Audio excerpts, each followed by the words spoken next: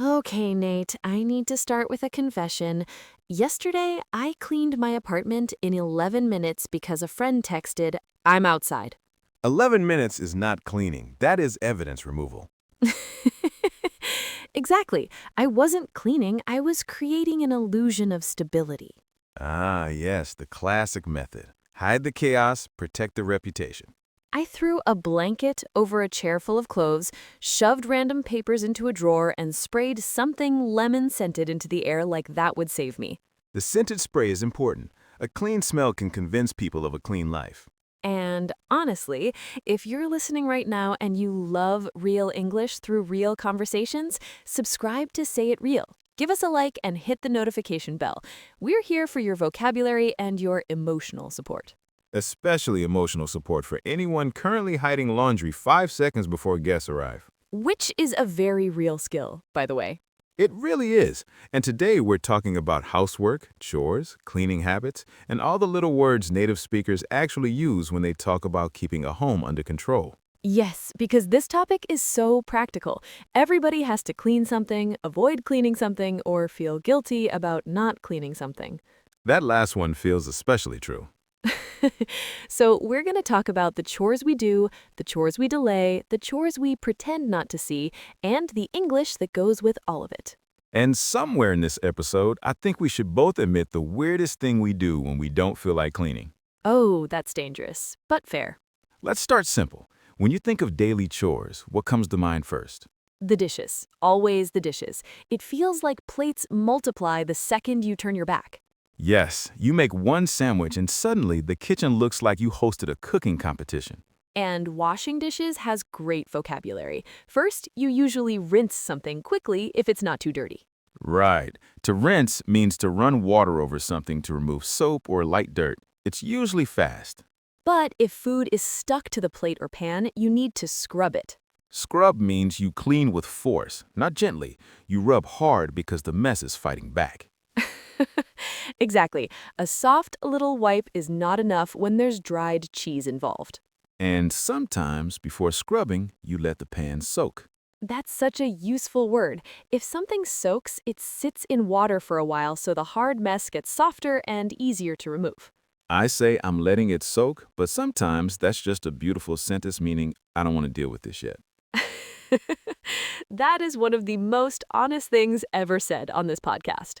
So you can say, I need to scrub this pan, or just let those bowls soak for 10 minutes, or can you rinse these cups? And those are the exact kinds of little everyday sentences that make your English feel natural. Laundry is another big one. How do you feel about it? I love the idea of laundry. I love the smell of clean clothes. I love the moment they come out warm. I do not love the full process. The full process is the problem, right? Washing is fine, drying is fine. Folding feels like the emotional ending nobody wants. Yes, fold is a key word here. To fold clothes means to make them neat so you can put them away properly. But before you fold them, they pile up. To pile up means things collect more and more over time. Clothes pile up, papers pile up, tasks pile up. I have a chair in my room that is not technically a chair anymore. It is a clothing mountain with legs. Everybody knows that chair. That chair is famous. And then there's put away. Such a simple phrase, but super useful. Put away your clothes, put away the groceries, put away the clean towels. There's also put off, which is different. If you put off a chore, you delay it. You know it matters, but you do it later.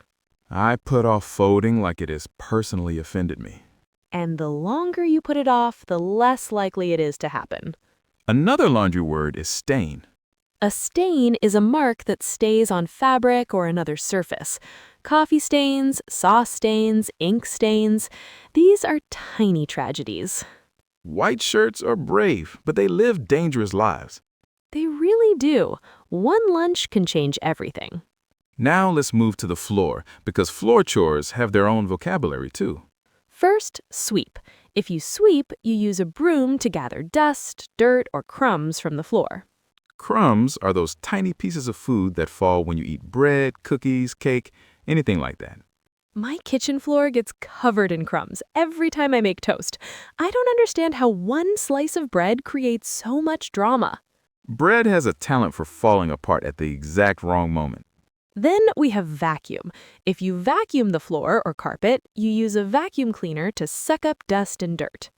I weirdly enjoy vacuuming. Not the noise, never the noise, but the result, very satisfying. Really? I thought you'd hate it. Nah, I like visible progress. When the rug suddenly looks better, I feel like a competent adult for about 6 minutes. That's real. Vacuuming gives instant emotional rewards. And then there's put away. Such a simple phrase, but super useful.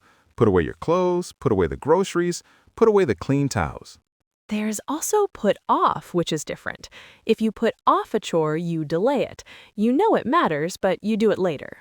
I put off folding like it has personally offended me. And the longer you put it off, the less likely it is to happen. Another laundry word is stain. A stain is a mark that stays on fabric or another surface. Coffee stains, sauce stains, ink stains, these are tiny tragedies. White shirts are brave, but they live dangerous lives. They really do. One lunch can change everything. Now let's move to the floor, because floor chores have their own vocabulary too. First, sweep. If you sweep, you use a broom to gather dust, dirt, or crumbs from the floor. Crumbs are those tiny pieces of food that fall when you eat bread, cookies, cake, anything like that. My kitchen floor gets covered in crumbs every time I make toast. I don't understand how one slice of bread creates so much drama. Bread has a talent for falling apart at the exact wrong moment.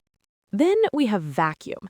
If you vacuum the floor or carpet, you use a vacuum cleaner to suck up dust and dirt.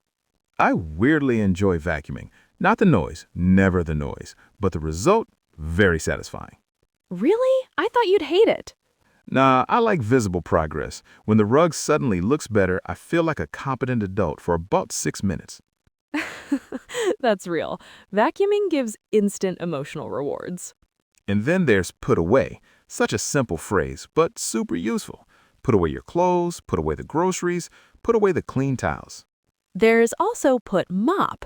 To mop means to clean the floor with water, usually using a mop and bucket or one of those modern flat mops.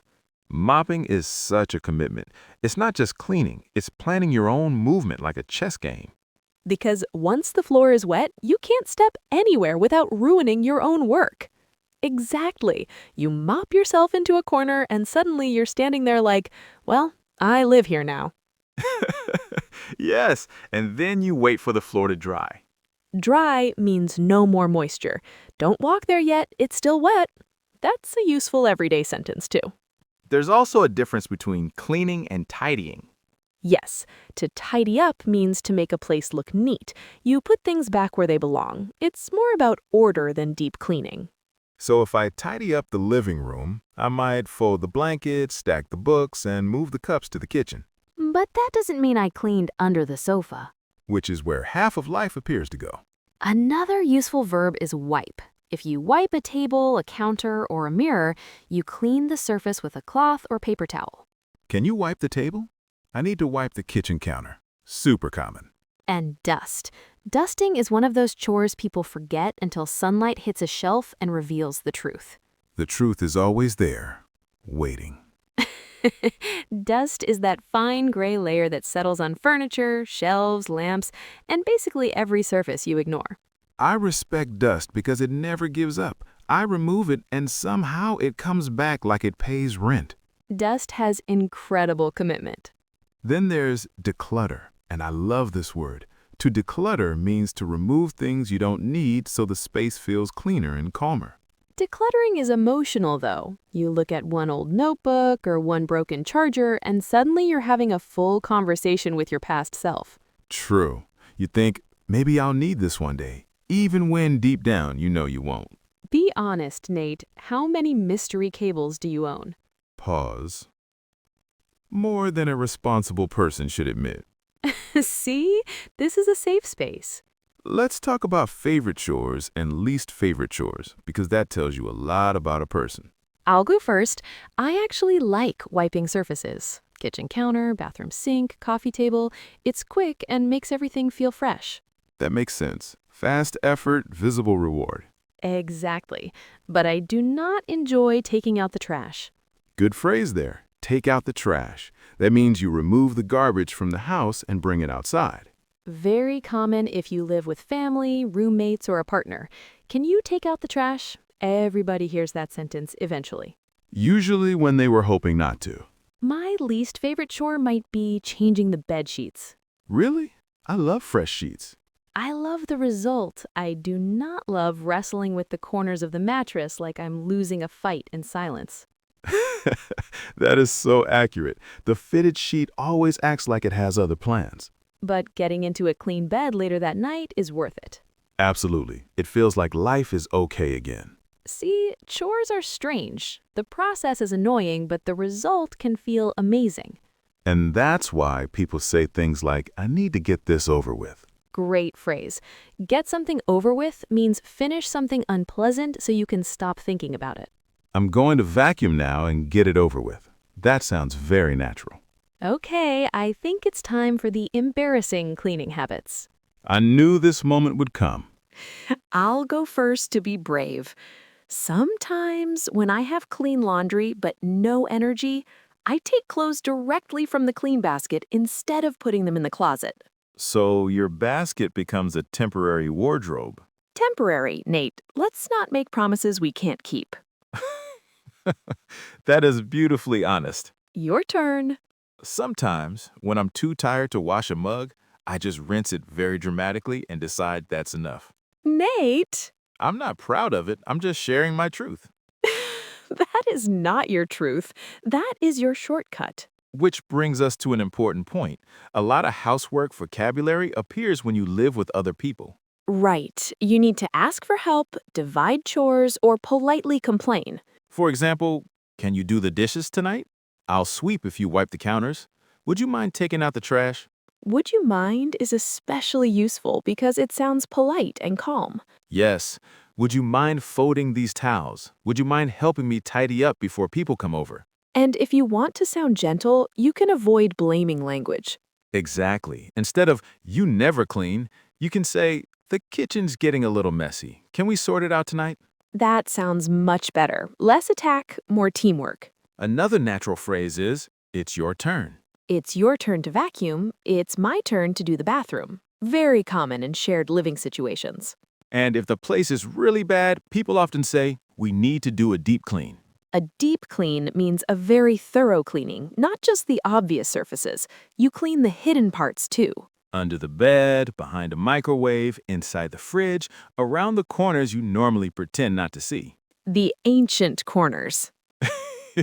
Yes, those. There's also a feeling word I like here, satisfying. Satisfying means it gives you a good feeling of completion or reward.